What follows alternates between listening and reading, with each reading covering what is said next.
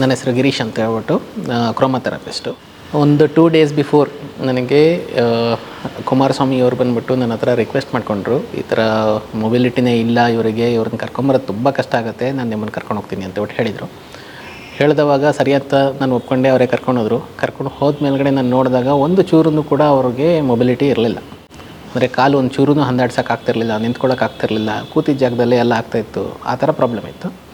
ಆ ಪ್ರಾಬ್ಲಮ್ ಇದ್ದವಾಗ ನನ್ನ ಅನಾಲಿಸಿಸ್ ಏನು ಅಂತೇಳ್ಬಿಟ್ಟು ಹೇಳಿದ್ರೆ ಅವ್ರದ್ದು ನರ್ವಸ್ ಸಿಸ್ಟಮ್ ತುಂಬಾ ವೀಕ್ ಆಗಿತ್ತು. ಸೊ ನರ್ವ್ ಫಂಕ್ಷನ್ ಅಷ್ಟೊಂದು ಚೆನ್ನಾಗಿರಲಿಲ್ಲ. ಅದಕ್ಕೆ ನಾನು ಟ್ರೀಟ್ಮೆಂಟ್ ಕೊಟ್ಬಿಟ್ಟು ನರ್ವ್ ಫಂಕ್ಷನ್ನ ಆ್ಯಕ್ಟಿವೇಟ್ ಮಾಡೋದಕ್ಕೆ ಅಂತ ಟ್ರೀಟ್ಮೆಂಟ್ ಕೊಟ್ಟ ಮೇಲ್ಗಡೆ ನಾನು ಅವ್ರಿಗೆ ಕಾಲು ಹಂದಾಡಿಸ್ಲಿಕ್ಕೆ ಹೇಳಿದೆ ಫಸ್ಟು. ಅದಾದಮೇಲ್ಗಡೆ ಕಾಲು ರೇಸ್ ಮಾಡಲಿಕ್ಕೆ ಹೇಳಿದೆ.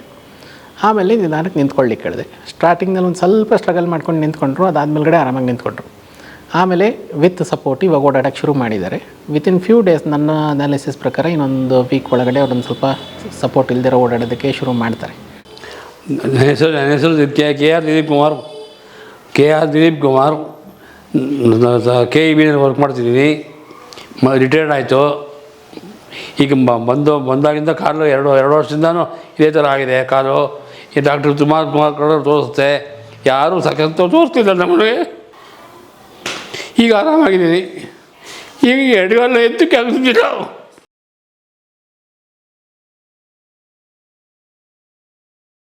ಕೂಚಿನ ಮೇಲೆ ಕೇಳೋಗ್ತಿದ್ದಿಲ್ಲ. ಎದ್ದು ಓದ್ತಿದ್ದೀನಿ. ನಿನ್ನೆ ಸಾಯಂಕಾಲ ಡಾಕ್ಟ್ರು ಬಂದಿದ್ರು 3 ಗಂಟೆಗೆ. ಬಂದು ನೋಡಿದ್ರು, ಬಣ್ಣ ಪಡೆದ್ರು, ಅಷ್ಟೇ ಆಗೋಯ್ತು. ಅಷ್ಟಾದಾಗ ಆಯ್ತು. ಈಗ ಆರಾಮಾಗಿದ್ದೀವಿ. ಕೈ ಕಾಲೆಲ್ಲ ಆಡಿಸ್ಕೊಂಡು ಆರಾಮಾಗಿದ್ದೀನಿ. ನನ್ನ ಹೆಸರು ವಿದ್ಯಾ ಅಂತ. ನಾನು ಇವ್ರ ಮಿಸ್ಸಸ್ಸು. ಈಗ ಒಂದು 4-5 ವರ್ಷದ ಹಿಂದೆ ತುಂಬ ಬೆವ್ತ್ಕೊಂಡು ಬಂದರು. ವಾಕಿಂಗ್ ಹೋದಾಗ ಬೆವ್ತ್ಕೊಂಬಂದು ಇನ್ಬ್ಯಾಲೆನ್ಸ್ ಆದರು. ತಕ್ಷಣ ಡಾಕ್ಟ್ರ್ ಹತ್ರ ಕರ್ಕೊಂಡು ಹೋದೆ ನಾನು. ECG ಎಲ್ಲ ಮಾಡಿದ್ರು, ಏನೂ ತೊಂದರೆ ಇಲ್ಲ ಅಂತ ಬಂತು. ಆಮೇಲೆ ಮತ್ತೆ ಹಾಸ್ಪಿಟ್ಲಿಗೆ ಸಂಜೆ ಕರ್ಕೊಂಡೋಗಿ ಅಡ್ಮಿಟ್ ಮಾಡಿದೆ. ಆವಾಗಿಂದ ಸ್ವಲ್ಪ ನಡೆಯೋದು ಕಷ್ಟ ಆಯಿತು ಅವ್ರಿಗೆ. ಆಮೇಲೆ ಸ್ವಲ್ಪ ಹುಷಾರು 15 ದಿನ ಹಾಸ್ಪಿಟ್ಲಲ್ಲಿದ್ದರು. ಆಮೇಲೆ ಮತ್ತೆ ಮನೆಗೆ ಕರ್ಕೊಂಬಂದೆ ನಾನು. ಆಮೇಲೆ ಸುಮಾರಾಗಿ ಓಡಾಡ್ಕೊಂಡಿದ್ರು. ಈಗ 2-3 ವರ್ಷದಿಂದ ತುಂಬ ಕಷ್ಟ ಆಗಿದೆ ನಡೆಯೋದಕ್ಕೆ. ಎಲ್ಲ ಡಾಕ್ಟ್ರಿಗೂ ತೋರಿಸಾಯಿತು, ಎಲ್ಲ ಥರ ಟ್ರೀಟ್ಮೆಂಟು ಕೊಡಿಸಾಯಿತು, ಏನೂ ಪ್ರಯೋಜನ ಆಗಲಿಲ್ಲ. ಇವ್ರ ಅಕ್ಕನ ಮಗ ಒಂದು ಸಲ ಬಂದರು. ಅವರ ಮಿಸ್ಸಸ್ಸು ಮಂಡಿಗೇನೋ ಟ್ರೀಟ್ಮೆಂಟ್ ತೊಗೋತಿದ್ರಂತೆ. ಸೊ ಹಾಗಾಗಿ ಅವ್ರು ಕರ್ಕೊಂಬಂದರು. ನಿನ್ನೆ ದಿನ ಕರ್ಕೊಂಬಂದು ಈ ಥರ ಕಲರ್ ಥೆರಪಿ ಇರೋದ್ರಿಂದ ಸ್ವಲ್ಪ ಗುಣ ಆದರೂ ಆಗ್ಬೋದು ಅಂತ ಹೇಳಿದ್ರು. ಸರಿ, ನಿನ್ನೆ ಕರ್ಕೊಂಬಂದು ಡಾಕ್ಟ್ರೆಲ್ಲ ಚೆಕಪ್ ಮಾಡಿ ನೋಡಿ ಈ ಥರ ಎಲ್ಲ ಬಣ್ಣ ಎಲ್ಲ ಹಾಕಿ ಹೋದರು. ಅವಾಗ ರಾತ್ರಿಯಿಂದನೇ ಸ್ವಲ್ಪ ಇಂಪ್ರೂವ್ಮೆಂಟ್ ಕಾಣ್ತಾ ಇದೆ. ಬೆಳಗ್ಗೆ ಅವರೇ ನಡ್ಕೊಂಡು ಹೋದರು, ಬಂದರು, ಕೂತ್ಕೋತಾರೆ, ಹೇಳ್ತಾರೆ, ಸ್ವಲ್ಪ ಇಂಪ್ರೂವ್ಮೆಂಟ್ ಕಾಣ್ತಾ ಇದೆ. 2 ದಿನ ಮುಂಚೆ ನಡೆಯೋಕ್ಕಾಗ್ತಿರ್ಲಿಲ್ಲ ಅವ್ರಿಗೆ. ಸಪೋರ್ಟ್ ಬೇಕೇ ಆಗಿತ್ತು, ಅಥವಾ ವಾಕರ್ ಆದರೂ ಬೇಕೇ ಆಗ್ತಿತ್ತು. ಎದ್ದು ನಿಂತ್ಕೊಳ್ಳೋಕ್ಕೂ ಆಗ್ತಿರ್ಲಿಲ್ಲ ಅವ್ರಿಗೆ. ಚೇರಿಂದ ಆಗಲಿ ಮಂಚದಿಂದ ಆಗಲಿ ಎದ್ದು ನಿಂತ್ಕೊಳ್ಳೋಕ್ಕೂ ಆಗ್ತಿರ್ಲಿಲ್ಲ. ನಿನ್ನೆಯಿಂದ ಸ್ವಲ್ಪ ಇಂಪ್ರೂವ್ಮೆಂಟ್ ಕಾಣ್ತಾ ಇದೆ. ನನ್ನ ಹೆಸರು ಕುಮಾರಸ್ವಾಮಿ ಅಂತ. ದಿಲೀಪ್ ಕುಮಾರ್ ನಮ್ಮ ತಾಯಿ ತಮ್ಮ. ನನ್ನ ಮಿಸ್ಸಸ್ಸು ಕಲರ್ ಥೆರಪಿಗೆ ರಾಷ್ಟ್ರೋತ್ಥಾನ ಪರಿಷತ್ಗೆ ಹೋಗ್ತಾ ಇದ್ಲು. ಅವಳಿಗೊಂದು ಸ್ವಲ್ಪ ಇಂಪ್ರೂವ್ಮೆಂಟ್ ಆಗಿತ್ತು ಅಂತ ನನ್ನ ಗಮನಕ್ಕೆ ಬಂತು. ಹಾಗೆ ಇವನಿಗೂ ಸುಮಾರು 3 ವರ್ಷದಿಂದ ಸಫರ್ ಮಾಡ್ತಾ ಇದ್ದ. ಪಾಪ ಓಡಾಡೋಕ್ಕಾಗ್ತಿರಲಿಲ್ಲ, ಎದ್ದು ನಿಂತ್ಕೊಳ್ಳೋಕ್ಕಾಗ್ತಾ ಇರಲಿಲ್ಲ, ತುಂಬ ಹಿಂಸೆ ಪಡ್ತಾಯಿದ್ದ. ನಾನು ನೋಡಿದ್ದೆ. ಅದಕ್ಕೆ ಡಾಕ್ಟ್ರ್ ಹತ್ರ ಹೋಗಿ ದಯವಿಟ್ಟು ಬಂದು ಒಂದು ಸ್ವಲ್ಪ ನೋಡಬೇಕು ಅಂತ ನಾನು ಕೇಳಿಕೊಂಡೆ. ಪಾಪ ರೆಸ್ಪಾಂಡ್ ಮಾಡಿ ಬಂದು ಅವರಿಗೆ ಕಲರ್ ಟ್ರೀಟ್ಮೆಂಟ್ ಕೊಟ್ಟು ಸ್ವಲ್ಪ ಹೊತ್ತಿನಲ್ಲೇ ಅವನು ಎದ್ದು ನಿಂತ್ಕೊಳ್ಳೋದು, ಆಮೇಲೆ ಕಾಲು ಅಲ್ಲಾಡಿಸೋದು ಎಲ್ಲ ಮಾಡ್ದ. ಮುಂಚೆ ಕಾಲು ಅಲ್ಲಾಡ್ಸೋಕ್ಕಾಗ್ತಿರ್ಲಿಲ್ಲ, ಎದ್ದು ನಿಂತ್ಕೊಳ್ಳೋಕ್ಕೂ ಆಗ್ತಿರಲಿಲ್ಲ.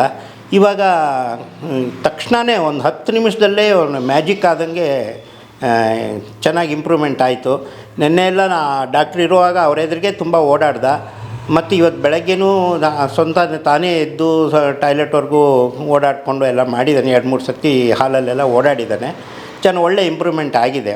ಇನ್ನೂ ಡಾಕ್ಟ್ರು ಆಶ್ವಾಸನೆ ಕೊಟ್ಟಿರೋ ಪ್ರಕಾರ 1 ವಾರದಲ್ಲಿ ಆರಾಮಾಗಿ ಮುಂಚೆ ನಡೀತಿದ್ದಂಗೆ ನಡೀತೀರಾ ನೀವು ಅಂತ ಹೇಳಿದ್ದಾರೆ. ಅದು 1 ವಾರದ ತನಕ ಟ್ರೀಟ್ಮೆಂಟ್ ತೊಗೊಳ್ಳಿ ಅಂತ ಹೇಳಿದ್ದಾರೆ. ಟ್ರೈ ಮಾಡ್ತಾಯಿದ್ದೀವಿ. ಅಂತೂ ನನಗೆ ತಿಳಿದ ಮಟ್ಟಿಗೆ this is A very good ಇದು. ಯಾಕೆಂದರೆ ಮಾತ್ರೆ ಇಲ್ಲ, ಇಂಜೆಕ್ಷನ್ ಇಲ್ಲ, ಔಷಧಿ ಬೇರೆ ಇನ್ನೇನೂ ಇಲ್ಲ, ಬರೀ ಬಣ್ಣ ಹಚ್ಕೊಳ್ಳೋದು ಅಷ್ಟೇ. ಆದ್ದರಿಂದ ಬರೀ ಎಕ್ಸ್ಟರ್ನಲ್ ಇದು, ಯಾರು ಬೇಕಾದ್ರೂ ತೊಗೋಬೋದು ಅಂತ ನನ್ನ ಭಾವನೆ. ನಾವು ಬರೀ ಬಣ್ಣದಲ್ಲೇ ನಾವು ನಿಮಗೆ ಟ್ರೀಟ್ಮೆಂಟ್ ಕೊಡ್ತೀವಿ ಅಂತ ಹೇಳಿದ್ದಾರೆ. ಯಾವ ಊಟ ಬೇಕಾದ್ರೂ ಮಾಡ್ಬೋದು, ಯಾವ ಮಾತ್ರೆಗಳು ನಿಮ್ಗೆ ಯಾವ್ದು ರೆಡಿ ಇರುತ್ತೋ ಅದನ್ನು ತೊಗೋತಾ ಇರ್ಬೋದು ಅಂತಲೂ ಹೇಳಿದ್ದಾರೆ. ಬಣ್ಣ 6 ಅವರ್ಸು ಮೈ ಮೇಲೆ ಇರಬೇಕು ಅಂತ ಹೇಳಿದ್ದಾರೆ. ಅವ್ರು ನಿನ್ನೆ ಹಚ್ಚೋದ್ರು. ಅರೌಂಡ್ 3 o'clock ಏನೋ ಬಂದಿದ್ದರು. 9 o'clockವರೆಗೂ ಇಟ್ಬಿಟ್ಟು ಆಮೇಲೆ ತೊಳೆಯೋದು ಅಂತೇನಿಲ್ಲ, ಮತ್ತು ಮಾರನೇ ದಿವಸ ಸ್ನಾನ ಮಾಡಿದ್ಮೇಲೆ ಮತ್ತೆ ಹಚ್ಕೊಂಡು 6 ಅವರ್ಸು ಬಣ್ಣ ಇರೋಂಗೆ ನೋಡ್ಕೊಳ್ಳಿ ಅಂತ ಹೇಳಿದ್ದಾರೆ. ಕಂಟಿನ್ಯೂಸ್ 1 ವೀಕ್ ಮಾಡಿ ನೀವು, ನಿಮಗೆ ಡೆಫಿನೆಟ್ಟಾಗಿ ಇಂಪ್ರೂವ್ ಆಗುತ್ತೆ, ಮುಂಚೆ ಥರ ಓಡಾಡ್ತೀರಾ ಅಂತ ಹೇಳಿದ್ದಾರೆ. ಅದಕ್ಕೆ ಇವತ್ತೆಷ್ಟೋ ವಾಸಿ ಇದೆ. 1 ವಾರದ ತನಕ ಇದನ್ನು ಹಚ್ಚಿ, ಅಷ್ಟರಲ್ಲಿ ನಿಮಗೆ ಇಂಪ್ರೂವ್ ಆಗುತ್ತೆ. ಆಮೇಲೆ ನೀವೇ ನಡ್ಕೊಂಬರ್ತೀರಾ ಅಂತಲೂ ಹೇಳಿದ್ದಾರೆ. ಹಾಗೆ ನಾವು ಅದಕ್ಕೆ ಹೋಪ್ ಮಾಡ್ತಾಯಿದ್ವಿ.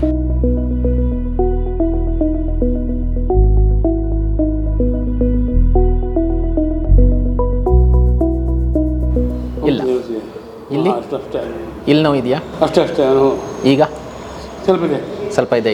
ಇಲ್ಲಿ ಜಾಸ್ತಿ ಇದೆಯಲ್ಲ ಸ್ವಲ್ಪ? ಇದೆ. ಓಕೆ. ಇಲ್ಲಿ ಸ್ಟ್ರೆಚ್.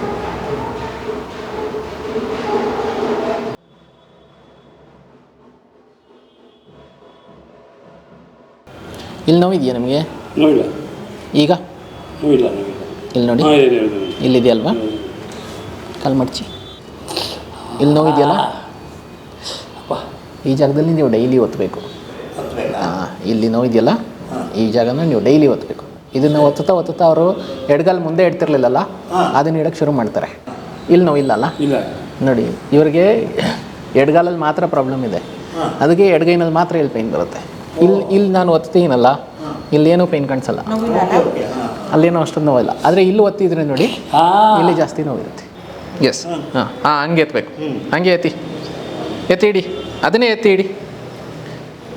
ಇದನ್ನು ಡೈಲಿ ಪ್ರಾಕ್ಟೀಸ್ ಮಾಡಬೇಕು. ಆ ಕಾಲನ್ನು ಎತ್ತಿ ಇಡೋದನ್ನ ಪ್ರಯತ್ನ ಮಾಡಿ. ಇಲ್ಲಿ ನೋವಿದೆಯಾ? ಒಂದು ನಿಮಿಷ. ಏನೂ ಆಗಲ್ಲ, ಹೆದರಬೇಡಿ. ನಾನು ನೋಡ್ತೀನಿ, ಏನೇ ಇದ್ರೂ ನಾನು ನೋಡ್ತೀನಿ.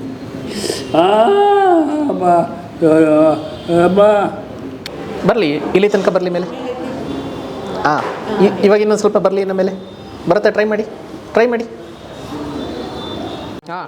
ಇಡಿ, ಅದನ್ನ ಮುಂದೆ ಇಡಿ. ಎಸ್, ಅವಾಗಿನಕ್ಕಿಂತ ಹೆಜ್ಜೆ ದೊಡ್ಡದೇ ಬರ್ತದೆ ಈಗ. ಕೂತ್ಕೊಳ್ಳಿ.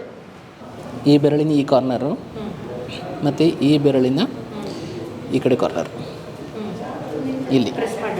ಡೈಲಿ ಪ್ರೆಸ್ ರಿಲೀಸ್ ಮಾಡಿ. ಒಂದು 15 ಸತಿ ಪ್ರೆಸ್ ರಿಲೀಸ್ ಮಾಡಿ. ಏನು? ಇದು ಮಾತ್ರ ಮಾಡಿ. ಮತ್ತು ಆ ಬೆರಳಲ್ಲಿ ಅಲ್ಲಿ ಒತ್ತದ್ದು ಡೈಲಿ ಮಾಡಬೇಕು. ಯಾವುದು? ಇದು ಬೇಡ. ಇದು ಇಲ್ಲಿ ತನಕ ನೀವು ಏನು ಹಚ್ತೀರೋ ಇದು ಬೇಡ, ಅದನ್ನು ಮಾಡಿ. ಪ್ರೆಸ್ ಮಾಡೋದು ಮಾಡಿ.